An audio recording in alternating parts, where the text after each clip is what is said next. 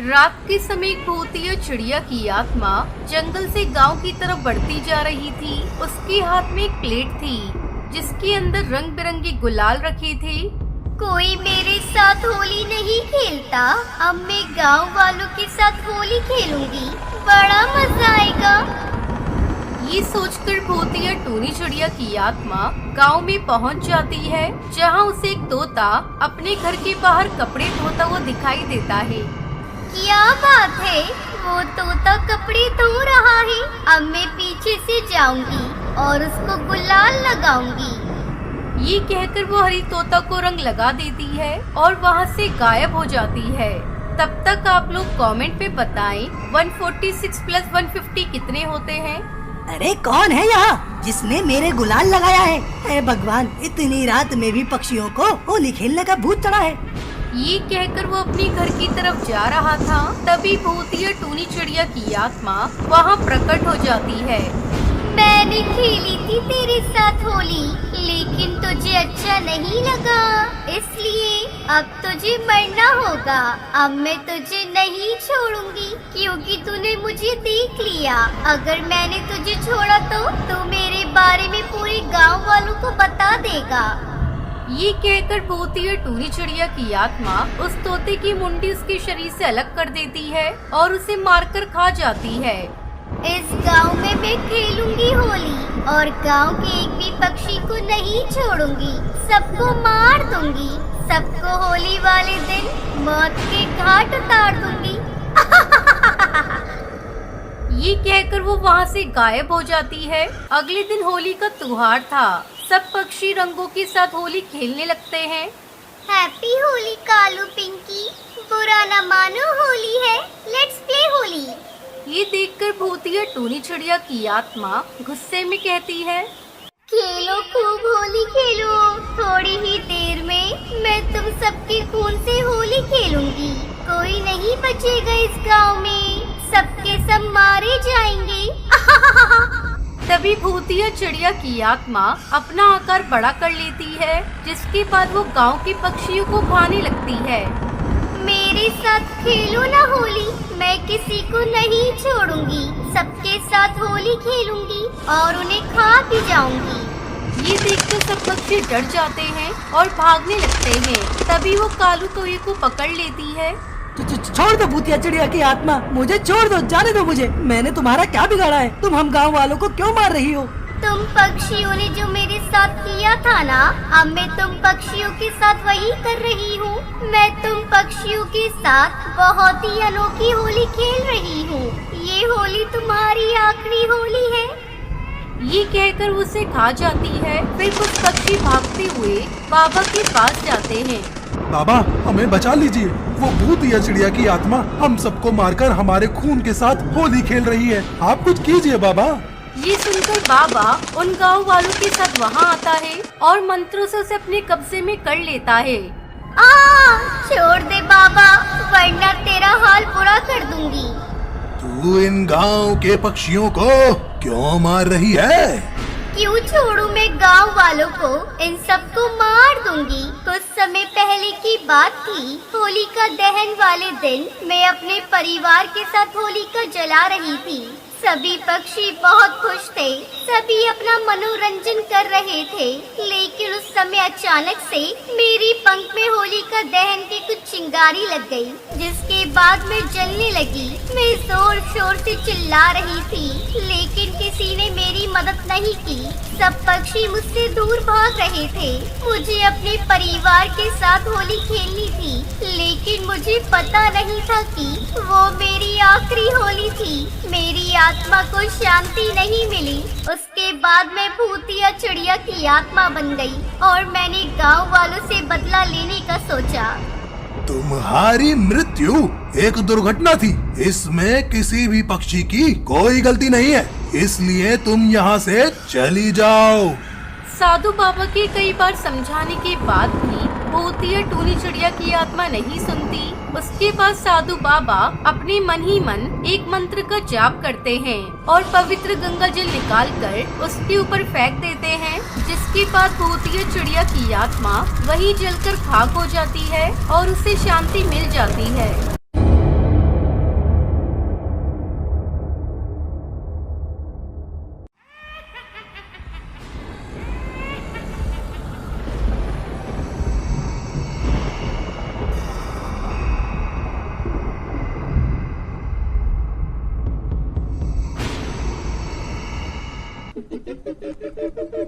बहुत समय पहले जंगल में खूंखार भूतिया टूनी चिड़िया की आत्मा रहती थी। वो अपने पंख से अपने शिकार को पकड़ लेती थी। जितना चाहती थी उसका पंख उतना ही लंबा हो जाता था। इस तरह वो आकाश में उड़ती हुई चिड़ियाओं को भी अपने पंखों से पकड़ लेती थी। उसके डर की वजह से कोई भी पक्षी वहाँ से नहीं गुजरता था, जिसकी वजह से भूतिया टूनी चिड़िया की आत्मा बहुत दुखी थी। फिर एक दिन एक कौवा उस रास्ते से गुजरता है। वो उसे पकड़ लेती है और जैसे उसे खाने की कोशिश करती है तो वो कौवा कहता है, रुक जाओ, तुम्हारी ये हालत कैसे हुई? अब तो तुम मरने वाले हो। मेरे बारे में जानकर क्या करोगे? चलो फिर भी मैं बता देती हूँ। मैं काफी दिनों से इसी जगह पर रहती हूँ और शिकार करके अपना पेट भरती हूँ। अगर तुम सही सही बताओगी तो मैं तुम्हें इस दुख भरे जीवन से सदा सदा के लिए मुक्त कर दूंगा और तुम सुखी हो जाओगी। तब तक आप लोग कमेंट पे बताएं 56 - 54 कितने होते हैं। कहीं तुम मुझसे बचकर भागने के लिए तो ऐसी बातें नहीं कर रहे हो? नहीं, मुझे मालूम है कि तुम यहाँ रहती हो। मैं तुमसे मिलने के लिए यहाँ आया हूँ। तुम मुझे नहीं पहचानती। मैं तुम्हारा पति हूँ। मैं तुम्हें इस जीवन से मुक्त कराने आया हूँ। जब से तुम घर से गायब हुई तुम्हारा कुछ पता न चला। इस बीच तुमने ऐसा क्या किया जो तुम्हें ही सजा मिली है? मैं बहुत दिनों से तुम्हें ही खोज रहा था। देवी शक्तियों ने मुझे बताया कि तुम्हारी पत्नी भूतिया चिड़िया की आत्मा बन गई है, जंगलों में कष्ट भोग रही है। तुमने घर छोड़ने के बाद क्या किया? घर छोड़ने के बाद मैंने बहुत सारे पाप किए। मैं अपनी इच्छा को पूरी करने के लिए पक्षियों को लूटने लगी और उनको लूटकर मार दिया करती थी। अचानक एक दिन मैं लूटपाट के इरादे से जंगल में थी, तभी कुछ बाज वहाँ पर आ गए। उन्होंने मुझे बहुत जख्मी कर दिया, जिसकी वजह से ज्यादा खून बहने की वजह से मेरी मौत हो गई और मैं भूतिया टूनी चिड़िया की आत्मा बन गई और आज तक अपने गुनाहों की सजा पा रही हूँ। जब भूख लगती है तो किसी न किसी पक्षी को पकड़कर मुझे खाना ही पड़ता है। ये सब मेरी मजबूरी है। मैं तुम्हें इस कष्ट से मुक्त करा कर ही मानूंगा। पति होने के नाते मेरा ये फर्ज बनता है कि अपनी पत्नी को कष्ट से मुक्त करवाऊं।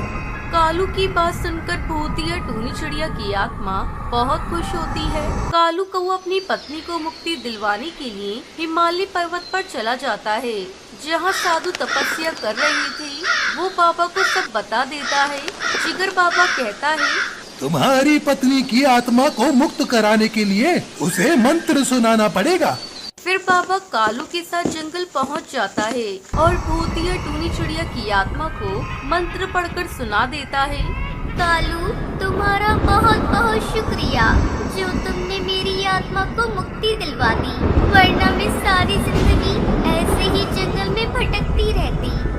ये कहकर उसकी आत्मा को मुक्ति मिल जाती है और कालू खुशी खुशी अपना जीवन बिताने लगता है। गोलू अपने स्कूल बस में बैठकर बाकी बच्चों और अपनी टीचर टुनटुनी के साथ पिकनिक जा रहा था। तभी बस में अजीब सी आवाज आने लगती है और वो बोलता है, मैडम, मुझे पीछे वाली सीट से बहुत अजीब डरावनी आवाज आ रही है। आप देखो ना, मुझे डर लग रहा है।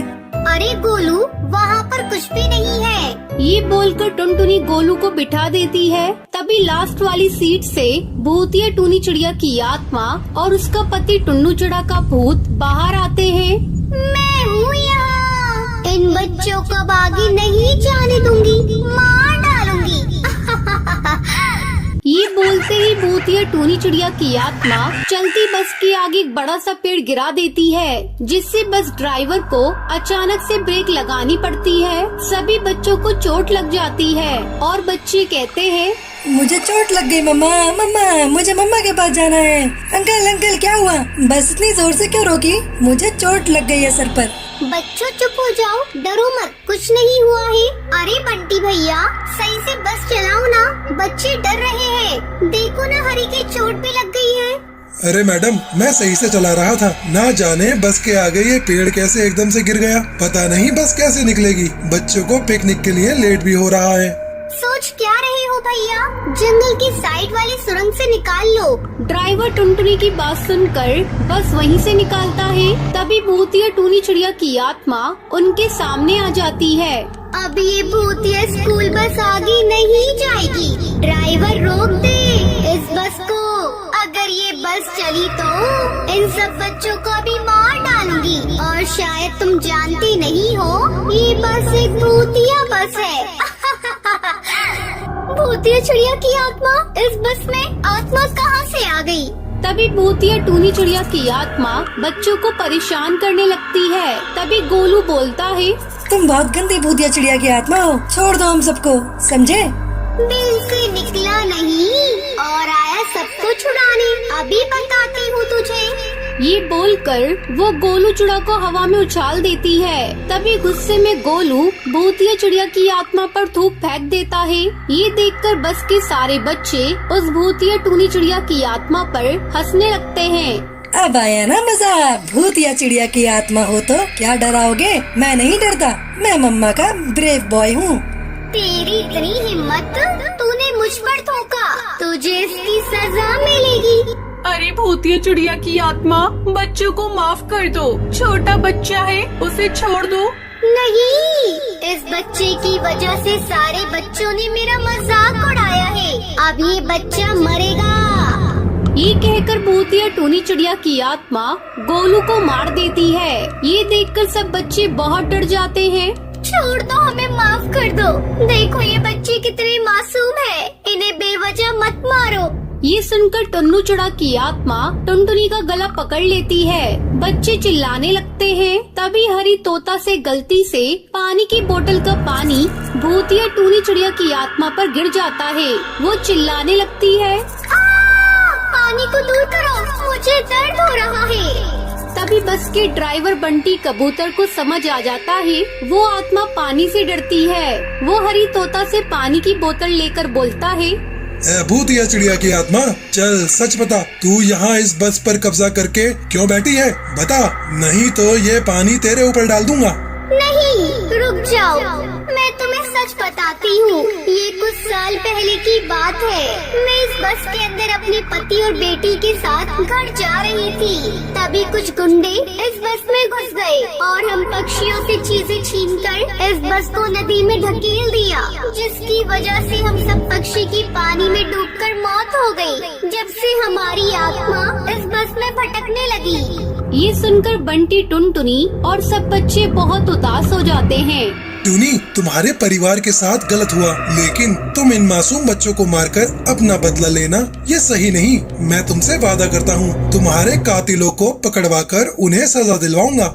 ये सुनकर भूतिया टूनी चिड़िया की आत्मा को अपनी गलती का एहसास हो जाता है। वो अपने पति टुन्नू की आत्मा के साथ उस बस से हमेशा के लिए चली जाती है।